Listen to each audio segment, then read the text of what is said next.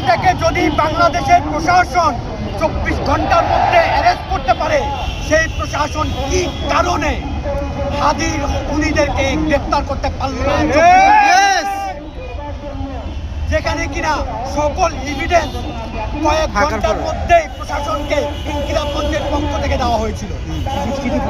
এটা স্পষ্টভাবে বলা যায় প্রশাসনের গাফেলতি, এটা স্পষ্টভাবে বলা যায় তাদের দায়সারা মনোভাব।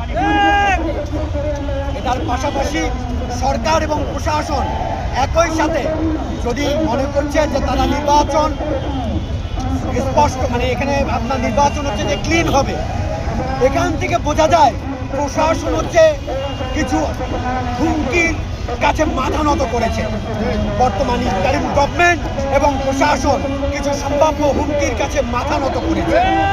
এখান থেকে আমরা স্পষ্ট বুঝতে পারি যে আগামী নির্বাচনে যে যত হুমকি দিবে প্রশাসন তাদের কাছে এবং এই ইন্টারিম গভর্নমেন্ট তাদের কাছে মাথা নত করবে। এটা এখন প্রমাণিত।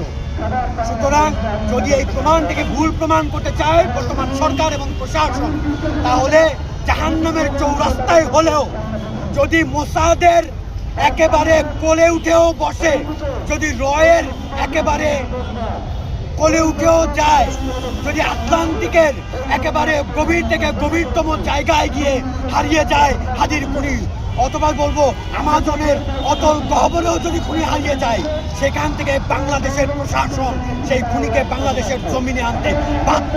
আপনারা কেমনে হাদির খুনিকে বাংলার জমিনে আনবেন এটা আমরা জানি না, এটা বাংলাদেশের সরকার জানেন, বাংলাদেশের প্রশাসন জানেন।